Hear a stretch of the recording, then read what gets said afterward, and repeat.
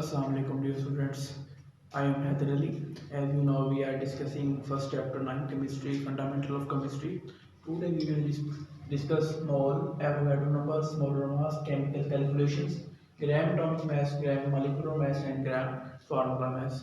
तो first of all हम देखते हैं कि मोल जैसा कि हम देखें इसके अंदर मैंने क्वेश्चन डिटेल लिखे हुए हैं कि हमारे पास 1 million 1 kilo 1 dozen 1 GB 1 pair, यानी कि ये हमारे पास को यानी कि अगर हम इनकी टर्म्स को देखें हमारे पास 1 मिलियन यानी कुछ चीज़ होगी, यानी काउंटिंग नंबर है।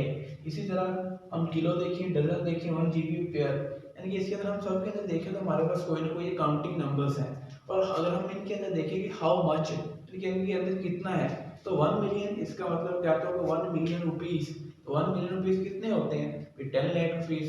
इसी तरह हम 1 किलो की बात करते हैं तो इसका मतलब क्या है भाई 1000। ठीक है, अगर मैं कहता हूँ 1 किलो एप्पल, इसका मतलब क्या है कि उसके अंदर एक 1000 ग्राम जो है वो एप्पल है हमारे पास। अगर मैं कह देता हूँ 1000 बुक्स, इसका मतलब 1000 किताबें हैं, यानी कि ये भी हमारे पास क्या है काउंटिंग नंबर है।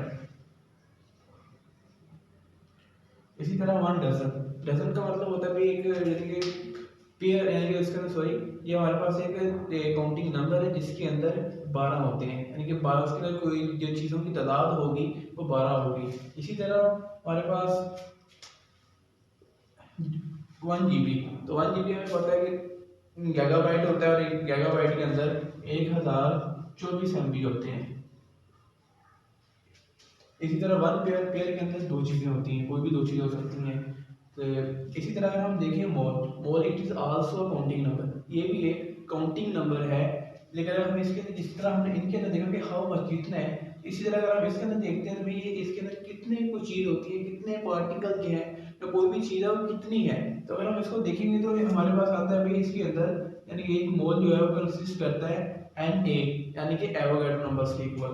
एंड एवोगैड्रो नंबर कितने होते हैं 6.02 इंटू 10 की पावर 23 पार्टिकल्स, यानी कि इसके अंदर इतने पार्टिकल्स होंगे। तो पार्टिकल कौन कौन से हो सकते हैं, यानी जब ये तो हम देख रहे हैं ना हमारे पास ये जनरल एग्जांपल्स जो हैं। इसी तरह जब हम केमिकल्स के बारे में बात करते हैं, एलिमेंट्स के बारे में बात करते हैं, या हमारे पास में कंपाउंड्स हैं उनके बारे में बात करते हैं, तो तब ये वाले जो इस्तेमाल होते हैं, बल्कि केमिस्ट्री के अंदर मोल यूज होता है। ये भी एक काउंटिंग टर्म है, काउंटिंग नंबर है जो कि कंटेन करता है एवोगाड्रो नंबर के इक्वल। एवोगाड्रो नंबर की वैल्यू कितनी होती है 6.02 इंटू 10 की पावर 23, ये भी एक नंबर है। तो इसके अंदर पार्टिकल कितने होते हैं, अगर हम एक मोल की बात करें, और पार्टिकल्स मैंने जनरली लिखा है पार्टिकल्स, वो पार्टिकल्स आपके पास एटम भी हो सकते हैं, मॉलिक्यूल्स भी हो सकते हैं, इसी तरह आपके पास आयंस भी हो सकते हैं, और फार्मूला यूनिट्स भी हो सकते हैं।